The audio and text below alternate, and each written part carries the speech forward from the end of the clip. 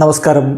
Raf talk ഫുട്ബോളിലേക്ക് അവർക്കും സ്വന്തം. അങ്ങനെ അക്കാര്യം ഒഫീഷ്യലായിരിക്കുന്നു. കാർലോ ആഞ്ചലോട്ടി റയൽ മാഡ്രിഡിൻ്റെ പരിശീലകനായിട്ട് തുടരും. അദ്ദേഹം റയലുമായിട്ട് കോൺട്രാക്റ്റ് പുതുക്കിയിരിക്കുന്നു. 2026 വരെയാണ് പുതിയ കോൺട്രാക്റ്റ്.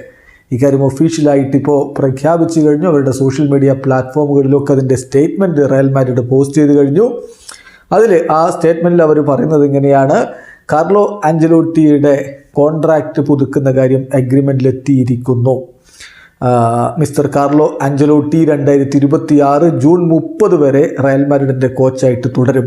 അദ്ദേഹത്തിൻ്റെ റയൽ മാഡ്രിഡ് കോച്ച് എന്ന നിലയിലുള്ള 5 സീസണുകളിൽ 10 ട്രോഫികളാണ് നേടിയിരിക്കുന്നത്. 2 ചാമ്പ്യൻസ് ലീഗ് കിരീടങ്ങൾ, 2 ക്ലബ് വേൾഡ് കപ്പ് കിരീടങ്ങൾ, 2 യുവേഫ സൂപ്പർ കപ്പ് കിരീടങ്ങൾ, ഒരു LaLiga title, 2 Copa del Rey ട്രോഫികൾ, ഒരു Spanish super cup. Ancelotti manager എന്ന നിലയിൽ 4 യൂറോപ്യൻ കപ്പുകൾ നേടിയിട്ടുണ്ട്.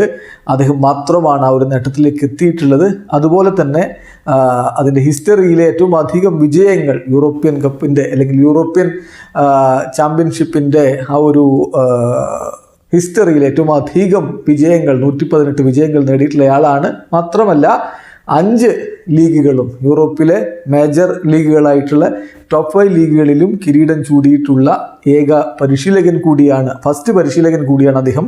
Italy, England, France, Germany, Spain എല്ലായിടത്തും അദ്ദേഹം കിരീടം ചൂടിയിട്ടുണ്ട് എന്ന കാര്യം കൂടി ഇപ്പോൾ അവരുടെ സ്റ്റേറ്റ്മെൻറ്റിൽ കൃത്യമായിട്ട് അവർ രേഖപ്പെടുത്തുന്നു. ഏതായാലും 2026 വരെ കാർലോ ആഞ്ചലോട്ടി റയൽ മാഡ്രിഡിൻ്റെ പരിശീലകനായിട്ട് തുടരും. അപ്പോൾ ഇവിടെ ബ്രസീലിൻ്റെ സ്വപ്നമാണ് പൊലിയുന്നത്. കഴിഞ്ഞ ഡിസംബറിൽ, അതായത് ഈ ഡിസംബറിലല്ല, ഒരു വർഷം മുമ്പ് പുറത്തേക്ക് വന്നൊരു വാർത്തയുണ്ടായിരുന്നു. ബ്രസീലിയൻ ഫുട്ബോൾ ഫെഡറേഷനുമായിട്ട് ഒരു കോൺട്രാക്റ്റ് അല്ല, ഒരു എഗ്രിമെൻറ്റിൽ, ഒരു തീരുമാനത്തിൽ, അത് ഒഫീഷ്യലി സൈൻ ചെയ്തതല്ല, കാർലോ ആഞ്ചലോട്ടി എത്തിയിരിക്കുന്നു. അടുത്ത ഒരു ജൂൺ മാസത്തോടു കൂടിയൊക്കെ അദ്ദേഹം ബ്രസീലിൻ്റെ കോച്ചാവുമെന്ന്. പക്ഷേ ആ ഒരു ടോക്കും കാര്യങ്ങളും ഒക്കെ നടന്നത് ബ്രസീലിയൻ ഫുട്ബോൾ ഫെഡറേഷൻ്റെ പ്രസിഡൻ്റായിരുന്ന എഡനാൾഡോ റോഡ്രിഗസുമായിട്ടായിരുന്നു.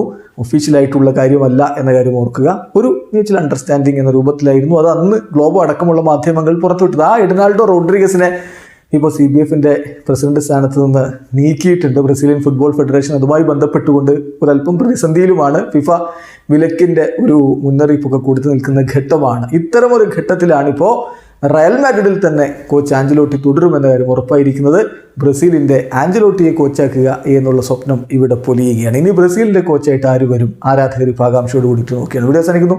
ഫുട്ബോൾ ലോകത്തെ കൂടുതൽ വിശേഷങ്ങളുമായി റാഫ് ടോക്സ് കൊണ്ടുവെത്താം.